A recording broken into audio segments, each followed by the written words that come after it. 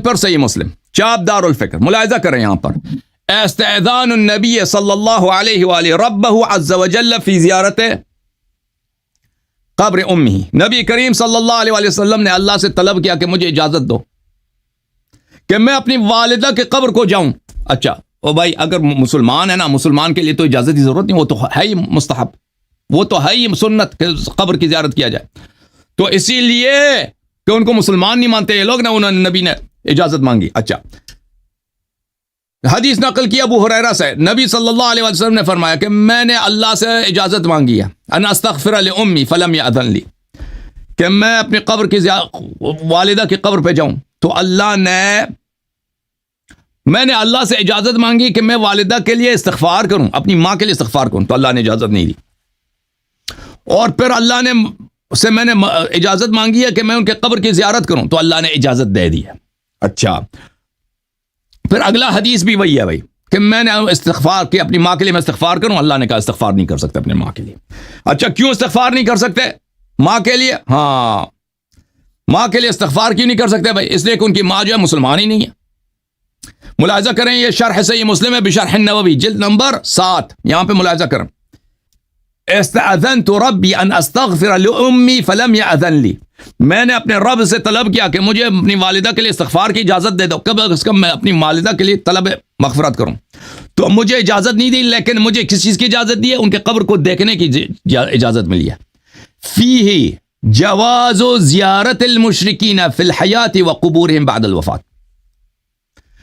مسلم کے سب سے بڑے شارح نے کیا کہا کہ اس حدیث میں دلالت ہے کہ آپ مشرکین کے قبر کو آپ زیارت کے لیے جا سکتے ہیں, مشرکین کے قبر پہ زیارت کے لیے جا سکتے ہیں. کیوں؟ کیونکہ اللہ نے نبی صلی اللہ علیہ وسلم کی اجازت دی کہ اپنی ماں کی قبر کی زیارت کریں, تو واضح ہے نا. اور استغفار کی اجازت نہیں دیا اس لیے کہ ان کی ماں مشرک ہے نا, نستجیر باللہ. اچھا وفیہ النہی عن الاستغفار للکفار, اس حدیث شریف میں کہ اللہ تعالیٰ نے کہا اپنی ماں کے لیے آپ استغفار نہیں کر سکتے, تو کیا اس کا وجہ کیا ہے؟ اس کی وجہ یہ ہے کہ آپ کفار کے لیے استغفار ہی نہیں کر سکتے جی, کفار کے لیے کوئی استغفار نہیں کر سکتے. اچھا تو اب نبی صلی اللہ علیہ وآلہ وسلم کو ہاں دونوں طرف سے جو نجیب الطرفین شریف الطرفین تھے نا, نستجیر باللہ, دونوں طرف سے مشرک الطرفین بنا دیا لوگوں نے. ماں بھی مشرک نستجیر باللہ ناپاک, اور والد گرامی بھی نستجیر باللہ مشرک ناپاک. اور اس سے بڑی گالی کیا ہو سکتا ہے کہ سردار انبیاء کو ہاں آپ کہتے ہیں اہل بیت, اور نبی صلی اللہ علیہ وسلم کے اہل بیت ان کے والدین کو, اور بھائی کہاں غیرت تمہاری؟ کیوں ایسے علماء سے تم اپنا دین لیتے ہو جو ایسے دشمن نبی, ایسے صحابہ نے جو نبی صلی اللہ علیہ وسلم پہ ایسے تہمتیں باندھی ہیں کہ نبی صلی اللہ علیہ وسلم کو مشرک زادہ, ماں بھی مشرک, مشرک صلب سے نجس, صلب انما المشرکون نجس, کہ ان کا پورا ریشہ ہی نجس, نجاست ہی نجاست ہے. بھائی قرآن کا بیان ہے کہ مشرکین نجس ہوتے ہیں. اور بھائی پاک مشرک سے کیسے نکلتا ہے مجھے بتاؤ یہ؟ اور شیخ صاحب مجھے سوال سمجھا دو کہ پاک نبی مشرک بطن سے, مشرک رحم سے, مشرک صلب سے یہ کیسے یہ ممکن؟ تم نے نبی کو مشرک نجس بنا دیا. بھائی اگر ماں باپ نجس ہے تو یہ کیسے پاک ہے؟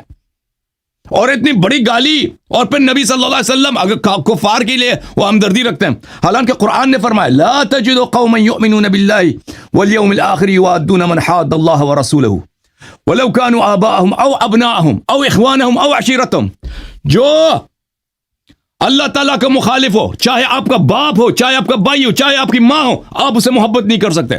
لیکن آپ نے یہاں پہ دکھا دیا کہ نبی صلی اللہ علیہ وسلم نے اپنی ماں سے محبت کی ہے, حالانکہ وہ اللہ کو بھی نہیں مانتی, مشرک بت پرست ہے.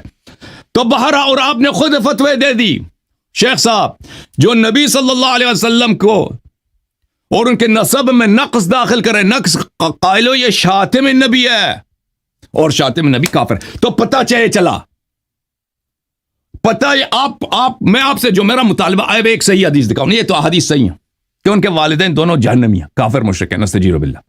آپ اپنے عقیدے میں ایک حدیث دکھاؤ صحیح کہ ان کے والدین جو ہے مسلمان تھے, تو آپ کے پاس کوئی حدیث نہیں ہے, کوئی حدیث نہیں ہے صحیح. ضعیف جو حدیث پیش کرتے ہیں وہ کسی آپ کے لیے حجت نہیں ہے.